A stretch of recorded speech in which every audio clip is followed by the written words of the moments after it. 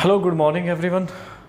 Last class में हमने हरियाणा के 1 नवंबर 1966 को क्या स्थिति थी इस बारे में जाना था कि 7 ज़िले थे। सबसे छोटा ज़िला जो है वो जींद था और जिसे हार्ट ऑफ हरियाणा भी कहते हैं, और सबसे बड़ा ज़िला उस टाइम पे हिसार था। फिर हमने जानी कि आज की कंडीशन क्या है। आज सबसे छोटा ज़िला जो है वो फरीदाबाद है, क्योंकि फरीदाबाद से पलवल ज़िला अलग कर दिया गया था। ठीक है, और जो सबसे बड़ा है एरिया में आज के टाइम पे वो है आपका सिरसा, जिसका कि एरिया है 4277 किलोमीटर वर्ग। ठीक है, और मैंने बताया था कि एरिया में सेकंड नंबर पे जो है वो आपका कौन सा ज़िला है, तो वो आपका है पंचकुला, जिसका कि एरिया है 898 किलोमीटर स्क्वायर, जिसे हरियाणा की नैनो सिटी भी कहते हैं। अभी HSSC का ऑफिस भी वहीं है, HPSC का ऑफिस भी वहीं है। अभी जो गेम होने हैं, खेलो इंडिया गेम होने हैं 2021 में, वो भी कहाँ पे होंगे? हरियाणा में होंगे भाई। 2021 के जो खेलो इंडिया गेम है ना, वो हरियाणा में होंगे। 2018 से शुरू हुए थे और ये चौथे खेलो इंडिया गेम है अभी। ठीक है, ये भी कहाँ पे होंगे? पंचकुला में होंगे। चलो वो करंट अफेयर्स का याद रखना। तो आज हम वहीं से आगे बढ़ रहे हैं। आज हम 22 के 22 ज़िले कब बने ये हम जानेंगे। तो आज हम यहाँ से शुरू करेंगे कि सबसे पहला जो ज़िला है, ठीक है, वो भिवानी और सोनीपत बने थे, और ये एंड में लाते हुए चरखी दादरी पे हम आज ख़त्म करने वाले हैं। चलिए तो थोड़ा सा देख लेते हैं लास्ट क्या था कि 1 नवंबर 1966 को हरियाणा के अंदर बच्चे केवल और केवल कितने ज़िले थे? तो 7 ज़िले थे। ये बात हो चुकी है लास्ट वीडियो के अंदर। और हरियाणा जो है वो माइकल जैक्सन का घर था। ठीक है, ये सवाल ऐसे भी पूछा जाता है बच्चे, थोड़ा सा देख लेते हैं कि 1971 की जनगणना के अनुसार, थोड़ा सा टेक्निकल क्वेश्चन आजकल पूछता है, सीधे सीधे सवाल नहीं पूछता। ठीक है, जैसा कि मैंने ये सवाल भी आपको बताया था कि आज जो एरिया में सबसे बड़ा जिला है वो आपका कौन सा है? सिरसा है। पर उसने ये सवाल, मैंने लास्ट वीडियो में बताया था कि 2011 की जनगणना के अनुसार सबसे बड़ा जिला पूछा था, तो उस टाइम पे भिवानी सबसे बड़ा जिला था। क्यों? क्योंकि भिवानी से अब एक ज़िला अलग कर दिया गया जो कि चरखी दादरी है, जो कि हरियाणा का 22वां जिला है। तो एक टेक्निकल क्वेश्चन बच्चे ये बना था कि 1971 की जनगणना के अनुसार या 1971 की जनगणना के समय हरियाणा में कितने ज़िले थे? तो इसका आंसर भी जो होगा ना बच्चे वो 7 ही होगा, क्योंकि 8वां और 9वां जिला दोनों एक साथ बनते हैं, भिवानी और सोनीपत। अभी मैं लिखवाऊंगा, वो 1972 में बनते हैं। ठीक है, 1971 की जनगणना के समय हरियाणा में कितने जिले थे? तो 7 जिले थे। समझ में आया ना? चलो भाई, पता है ना जनगणना हर 10 साल के बाद होती है। 11 में हुई, अगली 2021 में होगी, है ना, उसका डाटा आएगा। तो ये सवाल भी याद रखना, ये ऐसे भी पूछ लेता है कि 1971 के सेंसस के समय कितने जिले हैं? तो 7 जिले। मेरी बात आप समझ पाए होंगे। थोड़ा सा और आज की थोड़ा सा बात कर लेते हैं भाई। हरियाणा आज जो है ना वो NCR में भी आता है। NCR में आज की बात कर रहा हूँ मैं। NCR क्या है? नेशनल कैपिटल रीजन, है ना, राष्ट्रीय राजधानी क्षेत्र। इसके अंदर हरियाणा के 14 जिले आते हैं। अभी इसको हम अलग से पढ़ेंगे, NCR को भी DP में अलग से पढ़ाऊंगा बच्चे। जैसा कि मैंने बोला है कि 22 के 22 जिले अलग से पढ़ेंगे, चंडीगढ़ UT अलग से पढ़ेंगे, और NCR रीजन ये भी अलग से पढ़ेंगे कि कौन कौन से 14 जिले NCR के अंदर आते हैं। हरियाणा का 57% हिस्सा, आज की बात कर रहा हूं, आज की तारीख की, 57% हिस्सा किस में आता है? NCR में आता है, नेशनल कैपिटल रीजन, जिसको हिंदी में कहते हैं राष्ट्रीय राजधानी क्षेत्र। यह हम अलग से पढ़ेंगे। जस्ट एक पॉइंट था जो कि मैंने लिखवा दिया। NCR भी अलग से पढ़ने वाला है। ठीक है, ये मैं मिटा रहा हूं।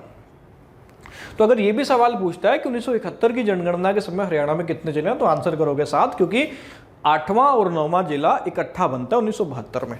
चलिए देख लेते हैं। 2 जिले बच्चे इकट्ठे बन रहे हैं। BS से लिख रहा हूं। B से है भिवानी, S से है सोनीपत। तो BS, इसको याद रखने की ट्रिक है जो कि सुनना। BS से आप बना लो 22, BS से 22। तो 22 दिसंबर 1972 को, 1972 को हरियाणा में 2 जिले बनते हैं इकट्ठे। B से है भिवानी और S से है सोनीपत। ठीक है, थोड़ा सा इनके बारे में 1-2 बातें भी जान लेते हैं। सोनीपत को हरियाणा की क्या कहते हैं? एजुकेशन सिटी कहते हैं बच्चे। एजुकेशन सिटी, हरियाणा की एजुकेशन सिटी क्या है? सोनीपत है ना, स्वर्ण नगरी है, सोने की नगरी है। अच्छा एक चीज़ याद रखना, एक एजुकेशन हब भी है, यहाँ लिख रहा हूँ अलग से, एजुकेशन हब। एजुकेशन हब जो है हरियाणा का वो सोनीपत नहीं है, वो है बच्चे रोहतक। जहाँ पे हरियाणा का लास्ट वीडियो में मैंने बताया था, हरियाणा का पहला कॉलेज जिसका नाम है पंडित नेकीराम शर्मा कॉलेज, जो कि कहाँ पे खुला था? रोहतक में खुला था। हरियाणा का पहला कॉलेज है वो, ठीक है। डेट मैंने बताई थी 1927 है, परंतु कुछ बुक्स में 1926 भी दे रखी होती है, तो फर्स्ट प्रेफरेंस आपको 1927 को देनी है। और हरियाणा केसरी भी किसे कहते हैं बच्चे? तो हरियाणा केसरी कहते हैं किसको? पंडित नेकीराम शर्मा को ही कहते हैं। फिर से वापस आते हैं, सोनीपत एजुकेशन सिटी है, स्वर्ण नगरी भी इसको कहते हैं, सोने की नगरी या स्वर्ण नगरी, ठीक है। स्वर्ण नगरी भी किसको कहते हैं? तो सोनीपत को कहते हैं भाई। और एटलस सिटी भी कहते हैं, क्योंकि एटलस जो कंपनी है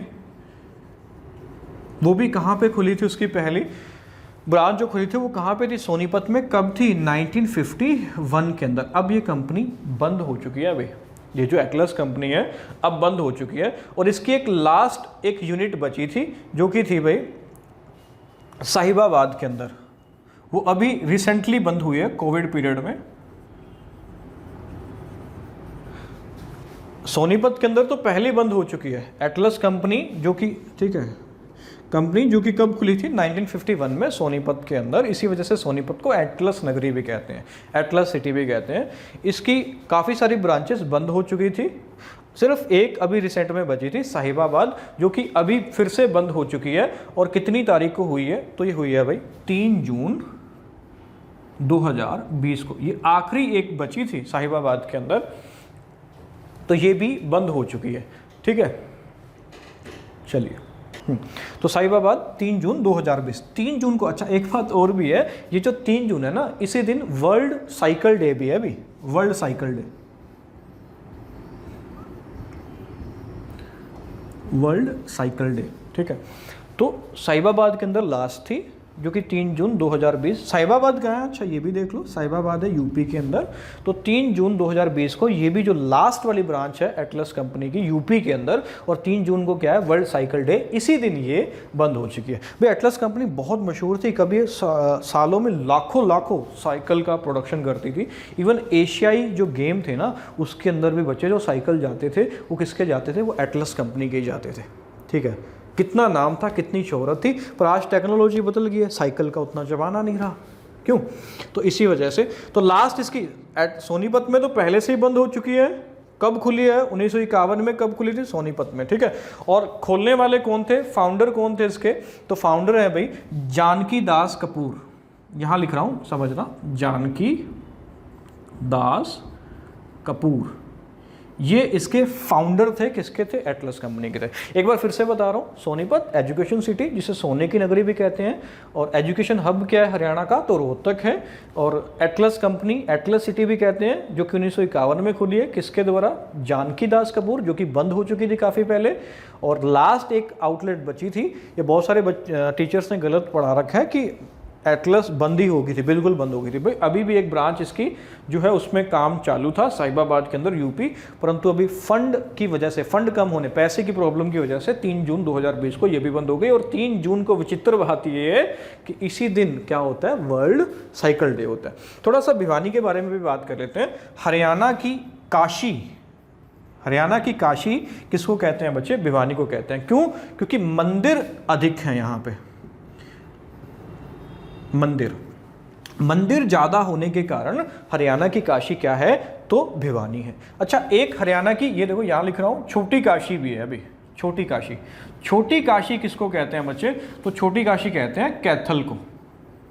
ये मंदिरों की वजह से नहीं है, ये जो है ये नवग्रह कुंड के कारण है अभी, नवग्रह कुंड के कारण। तो नवग्रह कुंड के कारण जो है छोटी काशी किसे कहा जाता है? कैथल को कहा जाता है। हनुमान नगरी भी है, वो हम आगे पढ़ेंगे। तो भिवानी काशी है, मंदिर ज़्यादा होने के कारण है। इसे मिनी क्यूबा भी कहते हैं अभी, मिनी क्यूबा। क्यों कहते हैं? क्योंकि क्यूबा के बॉक्सर बहुत मशहूर हैं, ठीक है, काफ़ी मैं मानूँ बहुत अच्छे माने जाते हैं, और इवन इनको ये माना जाता है कि इनको हराना ही बड़ा मुश्किल है अभी क्यूबा के बॉक्सर को। और भिवानी ने काफ़ी सारे बॉक्सर दिए हैं, इसीलिए इसको क्या भी कहते हैं, मिनी क्यूबा भी कहा जाता है अभी। और भिवानी बॉक्सिंग क्लब भी है, BBC है ना, BBC भी कहाँ पे है, भिवानी में है अभी, भिवानी बॉक्सिंग क्लब, ये भी कहाँ पे है, भिवानी में। चलो ये बात समझ में आई। तो 1972 तक, अब बात को समझना, पूरा ध्यान से समझना एक एक पॉइंट। 1972 तक अब हरियाणा में कितने जिले हो गए हैं बच्चे, तो 9 जिले अब हो गए हैं, ठीक है। आगे जो 10वां जिला हम बनाएंगे वो भी मैं लिख रहा हूँ, कुरुक्षेत्र बनेगा 23 जनवरी 1973 को। चलिए इसको मिटा रहा हूँ, चलिए तो 9 जिले हो चुके हैं, 10वां जिला है पे लगा लेंगे हेडिंग कुरुक्षेत्र। बाकी बच्चे मैंने पहले भी बोला था, ये मत समझना कि कोई बच्चा ये समझ रहा हो कि पूरा जिला ही कंप्लीट हो गया। भाई सोनीपत, भिवानी, ये बहुत डिटेल में हम आगे पढ़ेंगे, अभी तो कुछ भी नहीं हुआ है बच्चे, बहुत बड़ा जिला है ये। यूनिवर्सिटियाँ ही काफ़ी सारी हैं सोनीपत के अंदर, इसीलिए तो इसको एजुकेशन सिटी कह रहे हैं। चलिए 10वां जिला है बच्चे KKR बोले तो समझ रहे होंगे, कुरुक्षेत्र 10वां यही बना है, और ये बन रहा है भाई 23 जनवरी 1973। मतलब एक महीना ही हुआ था 2 जिले बने हुए, ठीक उसके 1 महीने बाद अगला जिला आ गया कुरुक्षेत्र। अभी लिखा था ना हमने 22 दिसंबर को बने थे 1972 को 2 जिले, भिवानी और सोनीपत, ठीक उसके 1 महीने बाद अगला जिला आता है, कुरुक्षेत्र आता है 23 जनवरी 1973, जिसे धर्म नगरी भी कहते हैं, जहां पे महाभारत का युद्ध लड़ा गया, ठीक है। और 360 तीर्थ स्थलों वाला शहर भी कहते हैं, तीर्थ स्थलों वाला शहर किसको, कुरुक्षेत्र को कहते हैं अभी, KKR। और अगर बात देखी जाए इससे रिलेटेड, यहाँ पे हरियाणा की सबसे फर्स्ट यूनिवर्सिटी, हरियाणा की फर्स्ट यूनिवर्सिटी है भाई, university KUK, Kurukshetra university Kurukshetra. ये कहाँ पे खुली थी, KKR में खुली थी। और कब खुली थी, 1956 में। और किसने इसकी नींव रखी थी या किसने इसका उद्घाटन किया था, तो देश के पहले राष्ट्रपति जिसका नाम है राजेंद्र प्रसाद। लास्ट वीडियोस में मैंने बताया था, याद होगा, कि यही क्या लेकर के आए थे, क्षेत्रीय फॉर्मूला लेकर के आए थे, ठीक है। तो 10वां जिला हमने बना दिया, आगे 11वां जिला आएगा बच्चे अब, सिरसा। सिरसा जिला जो बनता है, ये बनता है भाई 26 अगस्त 1975 को, और हरियाणा का 11वां जिला बन रहा है। कौन सा बन रहा है, सिरसा बन रहा है 26 अगस्त 1975 को। सिरसा के बारे में थोड़ी सी एक बातें जान लो। गेहूं, कपास, ठीक है, वीट, कॉटन और गाय, इन सब में क्या है, ये नंबर 1 है, सिरसा है भाई। और हरियाणा का सबसे क्या है, पश्चिमी जिला है। हरियाणा का सबसे पश्चिमी जिला, मतलब वेस्ट में अगर कोई जिला सबसे ज़्यादा पड़ता है तो वो कौन सा पड़ता है भाई, सिरसा पड़ता है, ठीक है। और एक सवाल ये भी HSSC ने पूछा हुआ था कि हरियाणा विधानसभा में सबसे पश्चिमी विधानसभा क्षेत्र कौन सा है। हरियाणा विधानसभा का मैं लिख देता हूँ, हरियाणा विधानसभा का सबसे पश्चिमी क्षेत्र,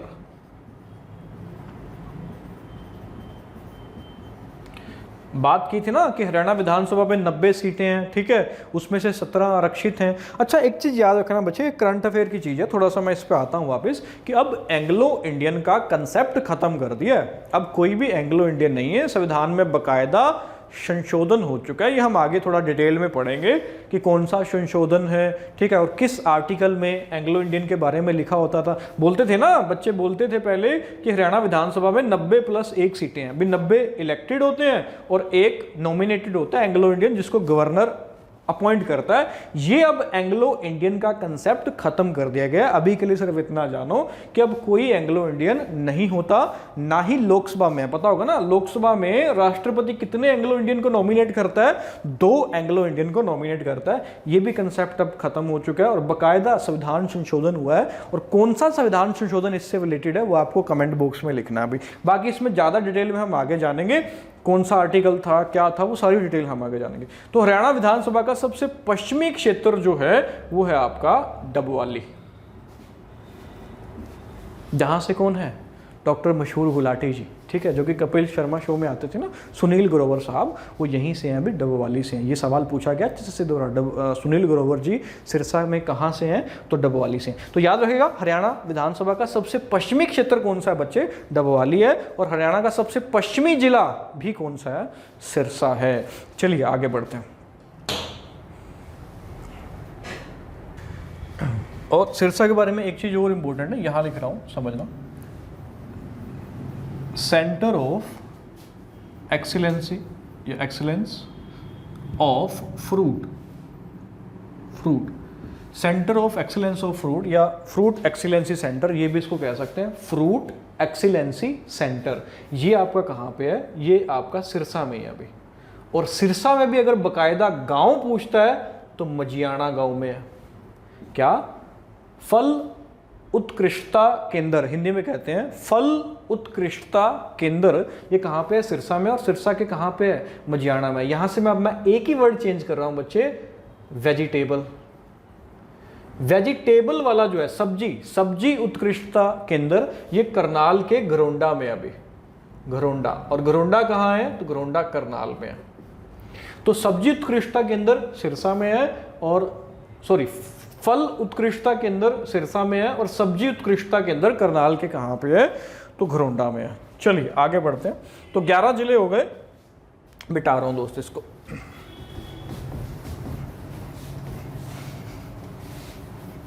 आगे अब 3 जिले हम इकट्ठे याद करेंगे, सीक्वेंस में नहीं होंगे, बट उनको याद करने की एक ट्रिक है, देख लेते हैं हमें।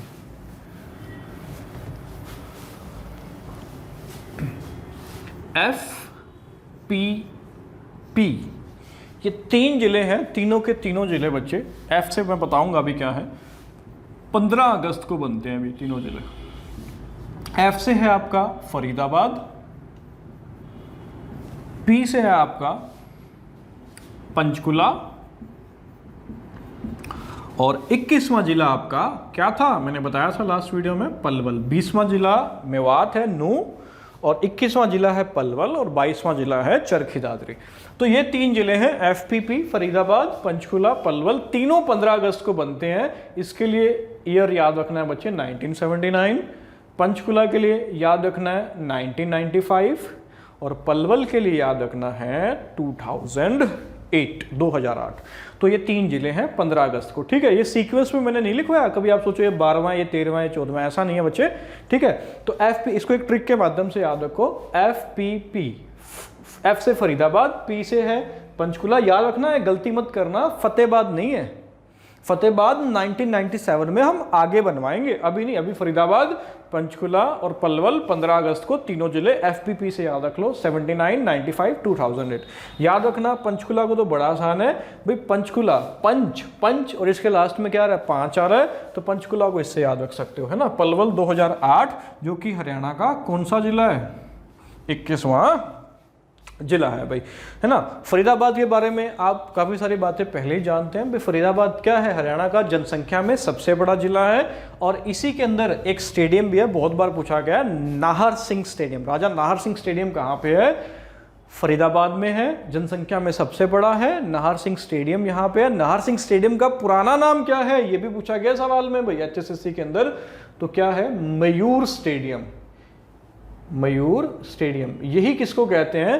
राजा नाहर सिंह स्टेडियम को कहते हैं भाई। बड़खल झील भी कहाँ पे है? फरीदाबाद में है, ठीक है। हरियाणा की जो सबसे बड़ी झील है ना, वो बड़खल नहीं है बच्चे। हरियाणा की जो सबसे बड़ी झील है वो दमदमा झील है, जो कि कहाँ पे है? गुरुग्राम के सोहना में है ना। फरीदाबाद के अंदर कौन सी झील है? मैंने अभी बताई, लिखते रहोगे ना साथ के साथ। कौन सी झील है भाई? भड़कल झील।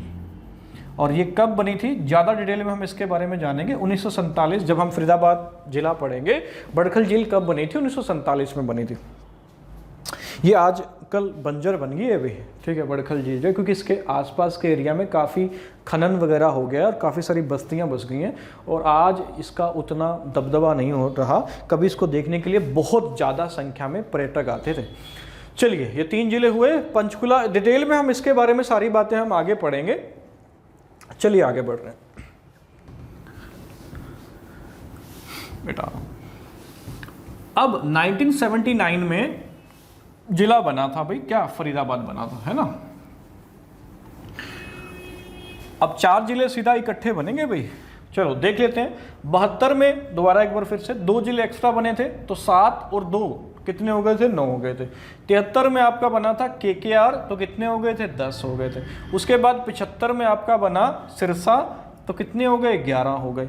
12वां आपका बना, अभी बढ़ गया है ना, कब बना, 79 के अंदर एक जिला बना, तो टोटल हो गए कितने, 12 हो गए, जिसका नाम है फरीदाबाद। अब 10 साल का वेट करेंगे और सीधा 1989 पे जाके आएगा और कितने जिले बनेंगे, 4 जिले बनेंगे भाई। तो अब डेट लगा लो 1 नवंबर 1989। इस तारीख को सीधा 4 जिले बनते हैं अभी। और उनको याद रखने की एक ट्रिक है, कृपी, KRPY। कृपि महाभारत में भी इनका एक रोल है। गुरु द्रोणाचार्य जी की जो पत्नी है उनका नाम कृपि ही था भाई, और इनको शीतला माता भी कहते थे क्योंकि ये स्वभाव से बड़ी शीतल थी, ठीक है।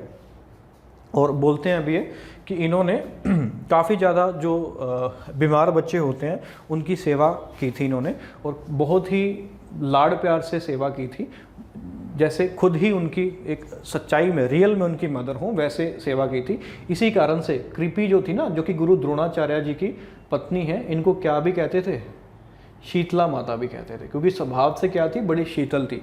और इनकी मृत्यु के बाद गांव वालों ने इनके सम्मान में भाई एक मंदिर भी बनवाया था, जिसका नाम है शीतला माता मंदिर। और ये कहाँ पे है बच्चे, गुरुग्राम के अंदर है शीतला माता मंदिर, है ना। जिसका अध्यक्ष कौन होता है, याद रखना, हरियाणा का CM होता है भाई। शीतला माता मंदिर चढ़ावा बहुत चढ़ता है यहाँ पे, है ना। तो कृपि गुरु द्रोणाचार्य की पत्नी है, जिनको शीतला माता भी कहते हैं क्योंकि स्वभाव से बड़ी शीतल थी, और इन्हीं के नाम पे मंदिर है शीतला माता मंदिर, जो कि कहाँ पे है, तो गुरुग्राम के अंदर है। जिसका अध्यक्ष कौन होता है, तो हरियाणा का CM होता है। वापिस आते हैं यहाँ पे 1 नवंबर 1989 को हरियाणा में क्या हुई, कृपि हुई, है ना, कृपि। तो K से क्या है, कौन सा जिला है भाई, K से आपका जिला कैथल, R से है आपका रेवाड़ी, P से है आपका पंचकुला, हमने 95 में बनाया, देख लेना। P से है आपका पानीपत, पानीपत, और Y से आपका YNR से लिख रहा हूं बच्चे, यमुनानगर, है ना। यमुना नदी यहीं से प्रवेश करती है। कहां से प्रवेश करती है, यमुनानगर से ही प्रवेश करती है, ठीक है। चलो, तो 1 नवंबर 1989 को 4 जिले, है ना, कृपि, K से कैथल, R से रेवाड़ी, P से पानीपत, Y से यमुनानगर। यमुनानगर से यमुना नदी प्रवेश करती है, और यमुनानगर में ही हरियाणा का एक नेशनल पार्क भी है अभी, Kalesar national park, Kalesar national park, जिसको नेशनल पार्क का दर्जा दिया गया था 2003 के अंदर। हरियाणा में केवल 2 ही बच्चे नेशनल पार्क हैं, पता होगा, एक सुल्तानपुर है जो कि गुरुग्राम के अंदर है, और एक कालेसर है जो कि यमुनानगर के अंदर है। एरिया में बड़ा कौन सा बच्चे, तो एरिया में बड़ा कालेसर है। ये डिटेल में हम पढ़ेंगे, अभी जस्ट एक ओवरव्यू दे रहा हूँ। तो 2003 के अंदर, और जो सुल्तानपुर बना था, सुल्तानपुर नेशनल पार्क, इसको भी नेशनल पार्क का दर्जा मिला था अभी 1991 के अंदर। तो 2 ही नेशनल पार्क हैं, कालेसर यमुनानगर में, सुल्तानपुर गुरुग्राम में। ये काफ़ी सारे टीचर्स ने ये गलत पढ़ा रखा है बच्चे कि सुल्तानपुर को नेशनल पार्क का दर्जा 1989 में दिया गया है। ये नहीं है। हरियाणा फॉरेस्ट डिपार्टमेंट की जो साइट है उसके ऊपर सुल्तानपुर को जो नेशनल पार्क का दर्जा दिखा रखा है वो 1991 में दिखा रखा है, तो वही हमें मानना पड़ेगा। और किसी भी जगह को नेशनल पार्क का दर्जा अगर देना है, इसके लिए बकायदा एक कानून है, थोड़ा सा जान लो, एक्स्ट्रा हो रहा है, वन्य जीव संरक्षण अधिनियम, वन्य जीव संरक्षण अधिनियम, ये कानून है जो कि 1972 में बना था। इसी के अंदर ये चीज़ें लिखी हुई हैं कि किसी भी जगह को नेशनल पार्क का दर्जा दिया जा सकता है। किसके कानून के अकॉर्डिंग? वन्य जीव संरक्षण अधिनियम 1972 के अकॉर्डिंग। ठीक है, आगे बढ़ रहे हैं भाई।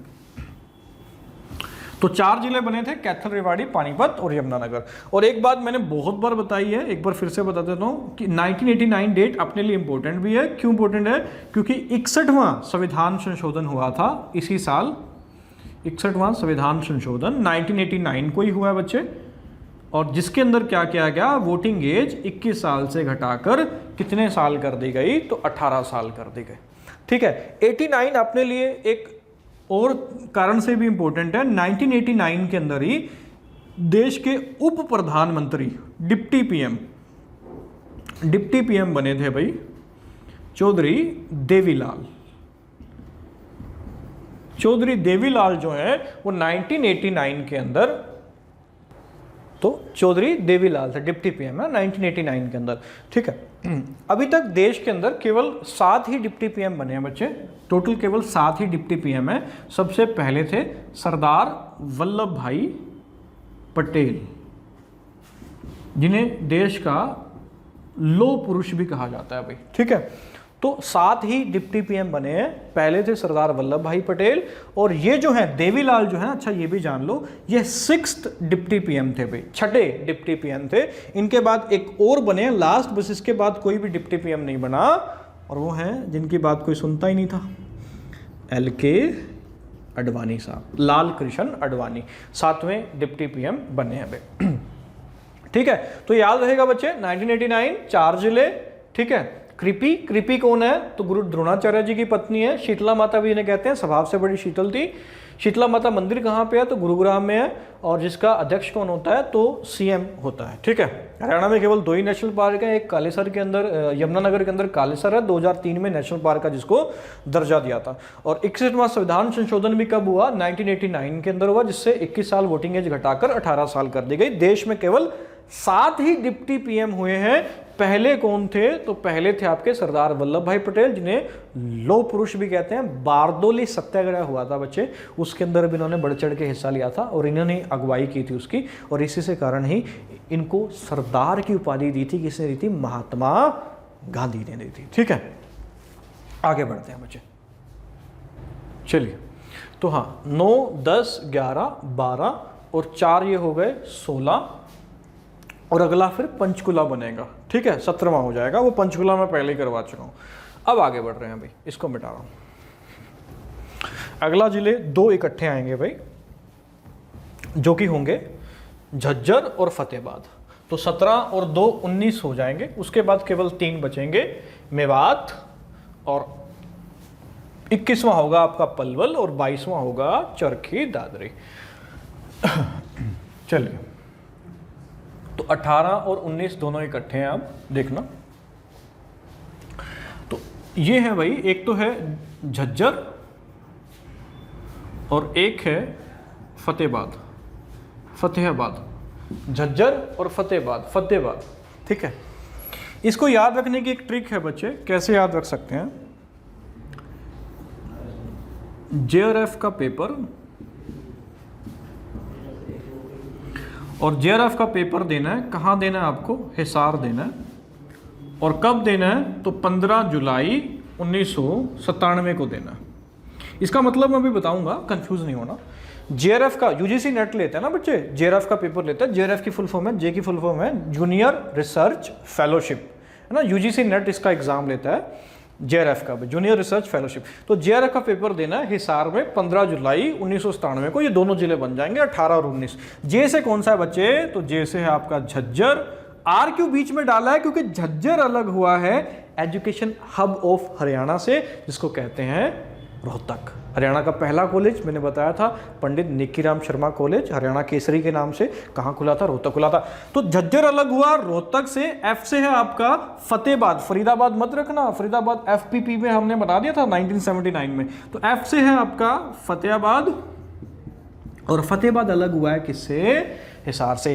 ये HSSC ने एक सवाल ये भी पूछा था, मैंने मैप में भी आपको दिखाया था फर्स्ट वीडियो के अंदर, कि फतेहाबाद हरियाणा का एक ऐसा जिला बच्चे जो हिसार से अलग हुआ है, परंतु इसकी सीमा हिसार से नहीं लगती भाई, क्योंकि बीच में क्या आ जाता है, सबसे ज्यादा एरिया वाला जिला जो कि है आपका सिरसा। ये सवाल पूछा था, एक बार फिर से मैं बता रहा हूं ऐसे, कि ऐसा कौन सा जिला है जो हिसार से अलग हुआ और उसकी सीमा हिसार से नहीं लगती, तो वो है आपका फतेहाबाद, क्योंकि बीच में क्या आ जाता है, तो बीच में आ जाता है आपका सिरसा। ठीक है, 18 और 19 हो गए। अब 20वां जिला हम बना देंगे भाई, जो कि है मेवात, नू, जिसका नाम आज चेंज हो गया भाई। लेट्स सी 20th डिस्ट्रिक्ट पे आज अब हम आ गए हैं 20वां जिला। तो 20वां जिला है नू। इसके लिए आप ट्रिक याद रख लो, 4 4 5। ठीक है, क्या है, 4 अप्रैल 2005। तो इस तारीख को हरियाणा का 20वां जिला बना है, नू बना है, जिसका पहले नाम क्या था बच्चे, तो मेवात था।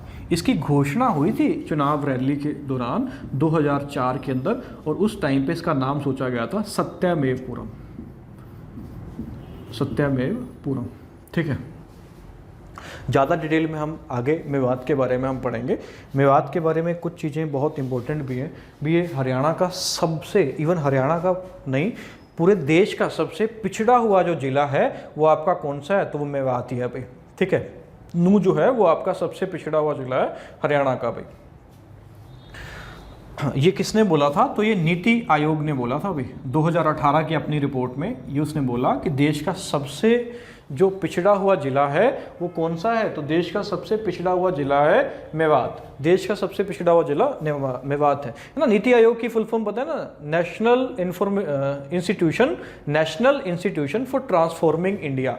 ये पहले प्लानिंग कमीशन था बच्चे, प्लानिंग कमीशन, योजना आयोग, और उसी का नाम चेंज कर दिया गया था नीति आयोग, है ना, national institution for transforming India. Mewat के बारे में एक चीज और इंपॉर्टेंट है नू के अंदर, कि देश का पहला mobile court, first mobile court, ये भी कहाँ खुला था, तो मेवात के अंदर ही खुला था। और कब खुला था, तो ये खुला था बच्चे 2 अक्टूबर 2007 को खुला था। तो 4-4-5 को हरियाणा का 20वां जिला बन रहा है, जिसका नाम है मेवात। आगे 21वां जिला है बच्चे पलवल।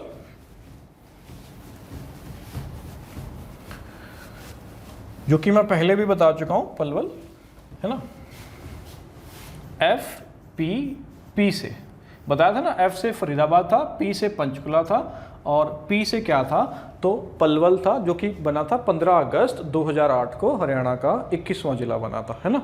बताया था ना फरीदाबाद 79 में, एक बार फिर से रिपीट करा देता हूँ, 79 के अंदर P से है पंचकुला जो कि बना 1905 के अंदर, और P से है आपका पलवल जो कि बना 2008 को, है ना। तीनों बने थे, कब बने थे, 15 अगस्त को बने थे भाई।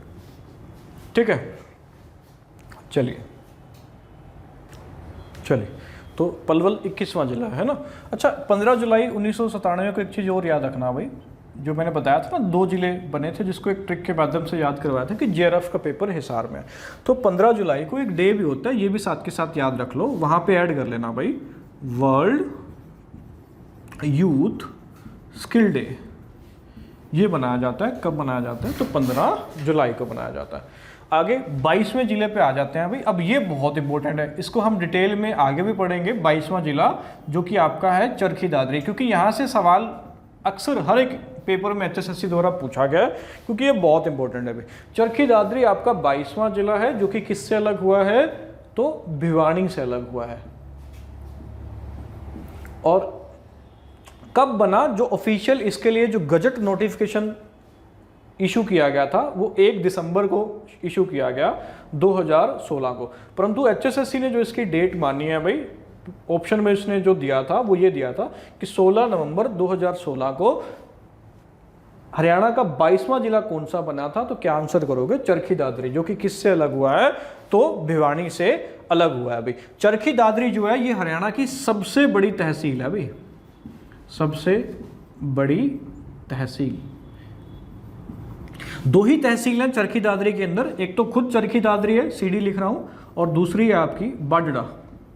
ये 2 तहसील हैं जिसके अंदर चरखी दादरी के अंदर, ठीक है, केवल 2 ही तहसील हैं अभी।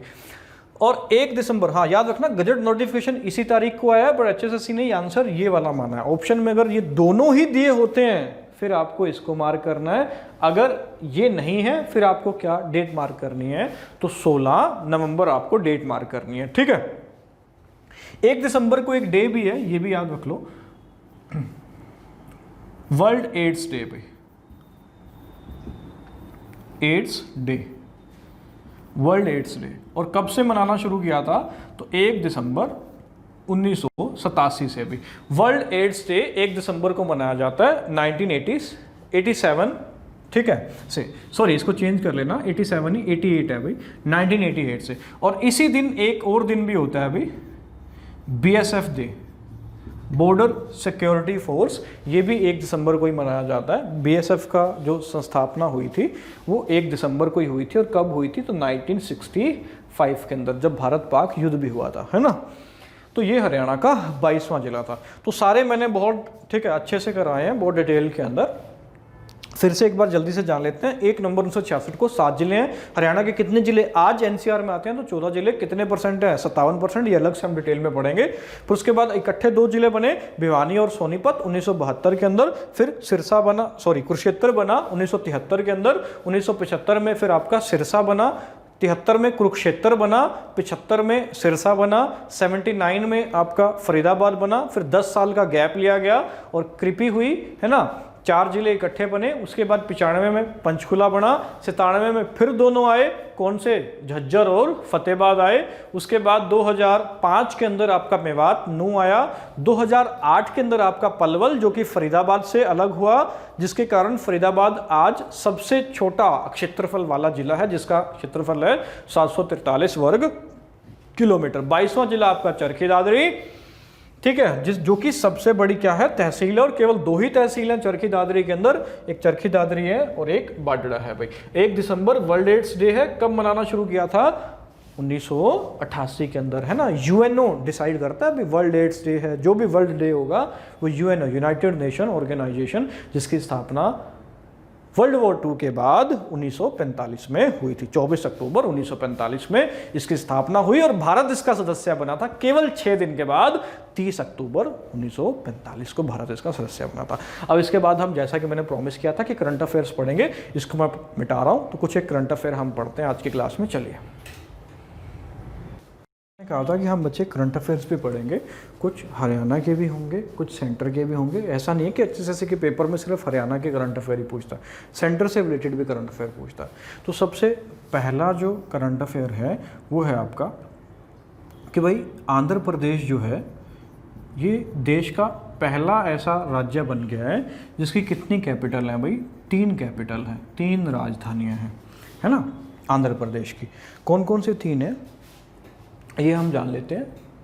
तीनों इसने अलग कर दिए हैं। लेजिस्लेटिव कैपिटल, एक है एग्जीक्यूटिव कैपिटल और एक है judicial capital. Judicial capital, legislative capital जो है बच्चे वो है आपकी अमरावती, जुडिशियल कैपिटल है वो है कुरनूल, और एग्जीक्यूटिव कैपिटल है वो है विशाखापत्तनम। विशाखापत्तनम या विशाखापट्टनम, है ना।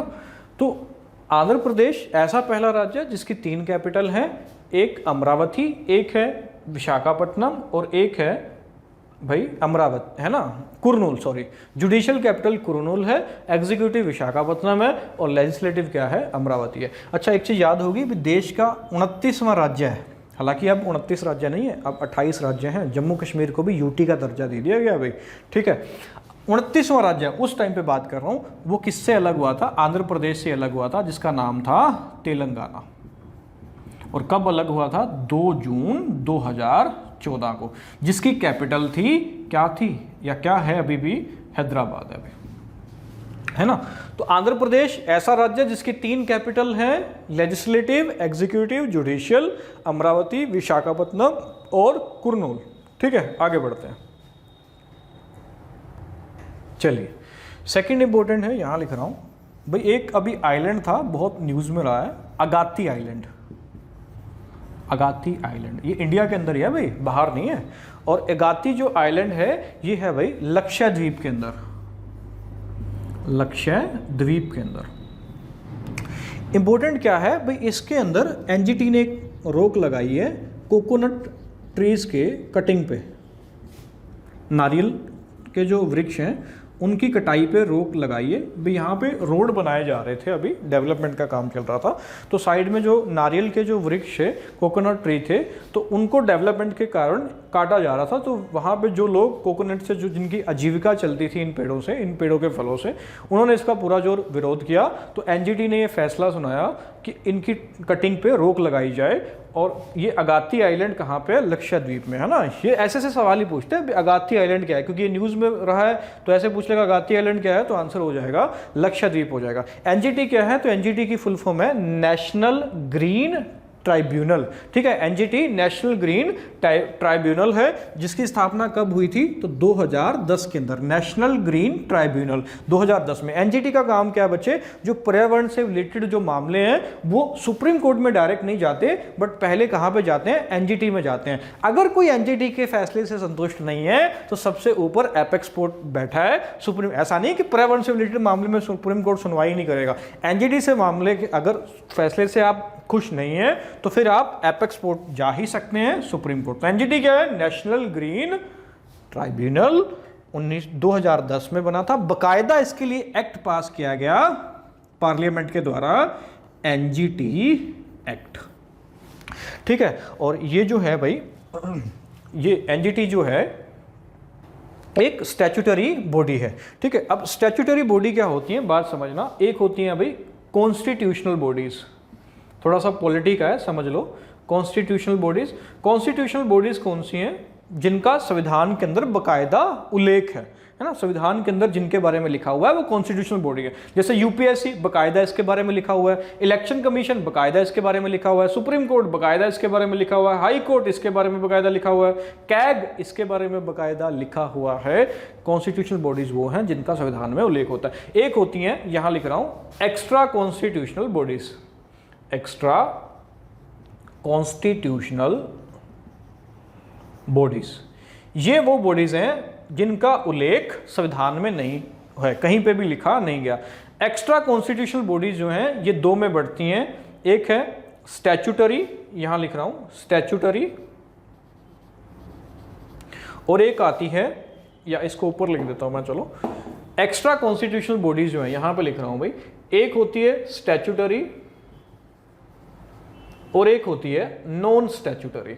दोनों में फर्क क्या है? स्टैट्यूटरी बॉडी वो है जिसको बकायदा संसद ने किसी कानून पास करके बनाया है, उसको बोलते हैं स्टैट्यूटरी बॉडी, जिसमें से आपकी क्या है? एनजीटी है, नेशनल ग्रीन ट्राइब्यूनल है।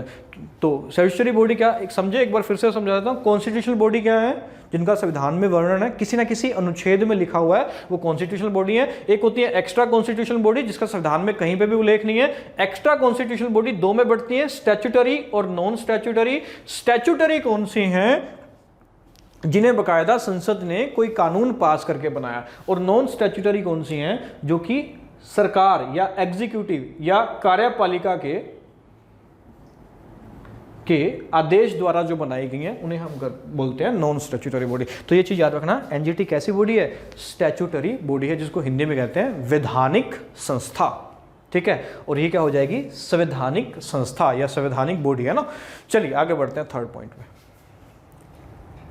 चलिए थर्ड जो इंपॉर्टेंट है भाई, अभी देश के अंदर 105वां नेशनल पार्क बना है, जिसका नाम है देहिंग पटकाई, जो कि असम के अंदर है। अभी मैं मिटा रहा हूं, इसको लिख देता हूं।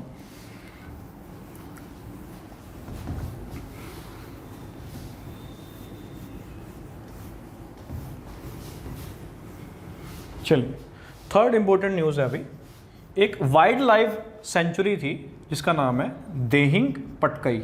इंपॉर्टेंट न्यूज़ है अभी ये, और ये कहाँ है? असम के अंदर। ये जो है ये नेशनल पार्क बना दी गया अभी हाल फिलहाल में। तो अब इसको नेशनल पार्क बनाने के बाद देश के अंदर टोटल जो नेशनल पार्क हो गए हैं उनकी संख्या है बच्चे 105 टोटल नेशनल पार्क हो गए हैं। और ये जो है ये असम के अंदर छठा नेशनल पार्क है ना। तो असम के अंदर अब टोटल 6 नेशनल पार्क हो गए हैं और इंडिया के अंदर टोटल कितने हो गए हैं, तो 105 नेशनल पार्क हो गए हैं, है ना। हरियाणा के पॉइंट ऑफ व्यू से याद रखना कि केवल 2 ही है अपने पास नेशनल पार्क है, और एक है सुल्तानपुर और एक है कालेसर। और मैंने बताया था कि नेशनल पार्क का दर्जा अगर किसी को देना है तो इसके लिए बाकायदा एक कानून है जिसका नाम है क्या, वन्य जीव संरक्षण अधिनियम, है ना। बताया था ना पीछे भी। तो कब पारित हुआ था ये, 1972 के अंदर पे, है ना। चलिए फोर्थ है भाई, अभी हाल फिलहाल में यूपीएससी आईएएस के अंदर टॉपर बने हैं अभी, हरियाणा से ही हैं, हरियाणा के सोनीपत जिले से हैं, जिनका नाम है अभी, फोर्थ पॉइंट है, हाईएस्ट टॉपर बने हैं जिनका नाम है Pradeep Singh. UPSC IAS topper है। और कहाँ से हैं ये इंपॉर्टेंट है क्योंकि हरियाणा से हैं, तो हरियाणा के सोनीपत जिले से हैं, ठीक है। यूपीएससी आईएएस जो कि देश का सबसे बड़ा एग्जाम है भाई, इंडियन एडमिनिस्ट्रेशन सर्विस यूपीएससी जिसको लेता है। और यूपीएससी एक कैसी बॉडी है, कॉन्स्टिट्यूशनल बॉडी है। और अगर गांव भी पूछ ले, ये भी पूछ सकता है भाई, गांव भी पूछे तो सोनीपत का कौन सा गाँव है, तो तेवड़ी गाँव है भाई, यहाँ से है भैया, ठीक है। प्रदीप सिंह आईएएस टॉपर है भैया, ये सवाल बन सकता है। आगे फिफ्थ है भाई खेलो इंडिया, ये मैंने पहले भी बताया था, थोड़ा आप डिटेल में जान लेते हैं। खेलो इंडिया गेम जो कि 2021 में होंगे, इसकी मेजबानी जो मिली है वो हरियाणा को मिली है अभी, हरियाणा को। ये चौथे नंबर के हैं अभी, फोर्थ खेलो इंडिया गेम होंगे, ये मैंने पहले भी बताया था, चौथे है ना, जिसकी मेजबानी किसको मिली है, हरियाणा को। अब तक केवल 3 ही बार हो चुके हैं। सबसे पहले जो हुए थे वो हुए थे भाई दिल्ली के अंदर, दूसरे हुए हैं सबसे पहले दिल्ली जो कि देश की कैपिटल है वहां पे हुए हैं, दूसरे हुए हैं महाराष्ट्र के अंदर, महाराष्ट्र, और तीसरे हुए हैं भाई असम के अंदर, असम, और चौथे कहाँ होंगे, हरियाणा के अंदर होंगे। दिल्ली के अंदर जो हुए थे इसके अंदर हरियाणा टॉप पे रहा था, सेकंड पे महाराष्ट्र रहा था भाई, महाराष्ट्र, और तीसरे पे अपनी रही थी दिल्ली। जो फर्स्ट हुए थे कहाँ हुए थे, दिल्ली के अंदर। महाराष्ट्र पे जो सेकंड हुए थे उसके अंदर टॉप किया था भाई महाराष्ट्र ने, सेकंड आया था दिल्ली, और सेकंड आया था अपना हरियाणा भाई, और तीसरा आया था दिल्ली। असम के अंदर भी सेम कंडीशन है, महाराष्ट्र फर्स्ट पे था, दूसरा हरियाणा था, और तीसरा क्या था, दिल्ली था भाई। अब चौथे में क्या होता है, उम्मीद तो हम यही करेंगे कि अपना प्यारा हरियाणा कहाँ पे आए, फर्स्ट प्लेस पे आए भाई, ठीक है। तो फिफ्थ हो गया खेलो इंडिया, है ना। आगे बढ़ते हैं हमें, चलिए नेक्स्ट इंपॉर्टेंट न्यूज़ है भाई, ये हरियाणा से रिलेटेड है। सिक्स्थ कि हरियाणा में पहला प्लाज्मा बैंक खोला गया भाई, हरियाणा का पहला प्लाज्मा बैंक, कहाँ पे खोला गया पहला, रोहतक। ये प्लाज्मा बैंक क्या भी बताऊंगा, पैसे नहीं मिलते यहाँ पे, अभी क्या है बताएंगे, ठीक है। रोहतक, दूसरा है फरीदाबाद मेट्रो सिटी, तीसरा है गुरुग्राम, यहाँ पे है ना। तो पहला रोहतक में, दूसरा फरीदाबाद खोलेगा, तीसरा गुरुग्राम में, और भी खोले जाएंगे। और देश का पहला, ये भी इंपॉर्टेंट है, पूछ सकता है, देश का पहला प्लाज्मा बैंक क्या है, कहाँ खुला है, तो देश का पहला खुला है भाई डीएल के अंदर, दिल्ली के अंदर। देश का पहला प्लाज्मा बैंक दिल्ली के अंदर है, और हरियाणा का पहला प्लाज्मा बैंक, पहला याद रख लो बस, रोहतक, फरीदाबाद दूसरा है, और तीसरा क्या है, गुरुग्राम। पहला तो याद होना ही चाहिए। प्लाज्मा बैंक क्या है बच्चे, जो ऐसे पेशेंट जो कोविड-19 जो पॉजिटिव रहे हैं, जिनको कोविड हुआ है, कोरोना वायरस डिसीज हुई है, तो वो जो ठीक हो चुके हैं तो उनके ब्लड के अंदर एंटीबॉडीज जो है वो बनने लग जाती हैं, और उनका यूज़ करके जो बाकी जो नए पेशेंट आ रहे हैं उनको उनका उपचार किया जा सकता है। किसका, उनके ब्लड के अंदर जो प्लाज्मा बन रही है ना, एक तरीके का ये ब्लड बैंक ही है, बट एक इनके लिए कोविड-19 पेशेंट के लिए, है ना। और इसके लिए ये बोला जाता है, गाइडलाइन ये है कि ऐसा पेशेंट जिसको कोविड हुआ था, कोरोना वायरस हुआ था, और वो ठीक हो गया, उसके ठीक होने के 14 दिन बाद वो अपना प्लाज्मा जो ब्लड है वो डोनेट कर सकता है ना, ताकि जो बाकी के नए पेशेंट हैं, जो आगे नए पेशेंट हैं, उनके उपचार में इससे सहायता मिल सके। बाकी अभी तक कोई भी ऑफिशियल WHO द्वारा ठीक है। ऐसे तो चाइना भी बोल रहा है कि मैंने कोरोना वायरस की वैक्सीन बना दी है। WHO द्वारा अभी कोई भी ऑफिशियल वैक्सीन नहीं आई, पर जल्द ही हो सकता है कि आ जाए, आने वाले 2 से 3 महीने में। और एक चीज़ समझना, वैक्सीन और मेडिसिन में अंतर होता है भाई, ठीक है। इसीलिए वैक्सीन आने में बड़ा टाइम लग रहा है कोरोना वायरस की। वैक्सीन जो है वो हेल्दी पर्सन को दी जाती है ताकि शरीर के अंदर इम्यूनिटी बन जाए, है ना, उस वायरस से लड़ने के लिए इम्यूनिटी बन जाए। बेसिकली वैक्सीन के अंदर वायरस ही डाला जाता है एक हेल्दी पर्सन की बॉडी में, और वो डेडली वायरस होता है या फिर ऐसा वायरस होता है जो कि बहुत कम मात्रा में इफेक्ट कर सकता है, वो डेडली ही हम बोल सकते हैं। तो वैक्सीन के अंदर डेड वायरस, ठीक है। डेड वायरस मतलब मृत जो होता है, जो, ठीक है, बिल्कुल काम ही नहीं कर रहा, जो वो एक हेल्दी पर्सन, डेड वायरस है, डेडली नहीं है, वो एक हेल्दी पर्सन की बॉडी में इंजेक्ट किया जाता है ताकि उसके बॉडी के अंदर इम्यूनिटी बन जाए। और वहीं पे जो मेडिसिन है ना बच्चे, वो एक जो पहले से एक रोगी है ना, एक पेशेंट है, उसको दी जाती है ताकि वो बीमारी से ठीक हो सके। परंतु जैसे पोलियो है ना, पोलियो भी तो वायरस है, उसके अंदर भी वो जो 2 बूंद वो जो है ना पिलाई जाती है ना, पोलियो की जो ड्रूप पिलाई जाती है, वो भी डायरेक्ट वायरस इंजेक्ट किया जाता है बॉडी के अंदर ताकि बॉडी के अंदर इम्यूनिटी डेवलप हो जाए। पोलियो ने बहुत सारी जान ले ली थी प्राचीन काल के अंदर, पुराने टाइम के अंदर, उसको डेडली वायरस बोला जाता था, बड़ा खतरनाक वायरस, ठीक है। वहाँ पे डेड वायरस है, ठीक है, ये चीज़ याद रखना। तो फिर इसकी अमेरिका ने इसकी वैक्सीन आज़ाद कर दी थी, और ठीक है, भारत भी ऑलमोस्ट पोलियो जो है वो फ्री देश बन गया भाई, पोलियो फ्री देश ही है भारत, ठीक है। ख़त्म कर दिया हमने, एरेडिकेट कर दिया। अमेरिका ने तो बहुत पहले ही कर दिया था। और पोलियो वायरस की जो वैक्सीन स्टार्टिंग में बनी थी भाई, है ना, एक बात को समझो, कोरोना की अब तक वैक्सीन क्यों नहीं आ रही है ना, इसका कारण ये है, वैक्सीन बड़ा ही एक केयरफुली से किया जाने वाला एक टास्क है अभी, क्योंकि वैक्सीन सीधा हेल्दी पर्सन को दिया जाता है। पोलियो के लिए जब वैक्सीन बन रही थी तो अमेरिका ये चीज़ भुगत चुका है, वो जल्दबाजी में बनाई गई एक वैक्सीन थी और वो बहुत सारी पॉपुलेशन को इंजेक्ट कर दी गई थी, और वो जो वायरस था उससे रिलेटेड इम्यूनिटी पैदा नहीं हो पाई, और हेल्दी पर्सन को भी उन्होंने वो वैक्सीन दे के पोलियो इफेक्टेड कर दिया था। इसीलिए वैक्सीन आने में काफ़ी टाइम लग रहा है ना। कुछ लोग शुरू में कह रहे थे कि इस कोरोना तो ठीक है 10 दिन की चीज़ है, 15 दिन की चीज़ है ना, महीने बाद अमेजोन पे ऑर्डर हो जाया करेगी इसकी वैक्सीन। ऐसा नहीं है, वैक्सीन बनने में बड़ा टाइम लगता है, ठीक है, क्योंकि इसके परिणाम पहले भी संसार भुगत चुका है ना। भाई पहले तो कितने साल लग जाते थे, 5-5, 6-6 साल वैक्सीन बनाने में लग जाते थे। आज हमारे पास टेक्नोलॉजी इतनी है और बहुत सारी कंट्री मिलके इस पे काम कर रही हैं, जैसे यूरोपियन यूनियन अलग से काम कर रहा है ना। तो इसी वजह से इसकी वैक्सीन अब जल्द ही आने की संभावना है, और जल्द ही हम इस महामारी को हटा देंगे भाई। 4 से 5 महीने का और वक्त लगेगा। और इंडिया में तो बहुत लंबा प्रोसीजर है, क्योंकि पॉपुलेशन बहुत ज़्यादा है, 137 करोड़ है। इतने लोगों तक वैक्सीन पहुंचाना एक बहुत ही बड़ा कार्य इंडिया के लिए रहेगा। इंडिया से कोविड जाने में कम से कम भी 1 या 1.5 साल और लगेगा भी, वैक्सीन आने के बाद भी, क्योंकि पॉपुलेशन बहुत ज़्यादा, भी बहुत लंबे स्तर पर यह कार्यक्रम चलाना पड़ेगा। फिर भी हम ये मान सकते हैं कि जैसे ही वैक्सीन आएगी तो हालात बड़े ही अच्छे हो जाएंगे और जल्दी ही हम कोरोना को यहाँ से हटा देंगे। चलिए आज के लिए इतना ही है दोस्त। आशा करता हूँ कि वीडियो ये पसंद आई होगी। ऐसे ही हम लास्ट में अब करंट अफेयर करा करेंगे। अच्छी लगे वीडियो तो औरों को भी शेयर करो, ज्ञान औरों को भी बांटो। आज के लिए इतना ही, बाय बाय, थैंक यू।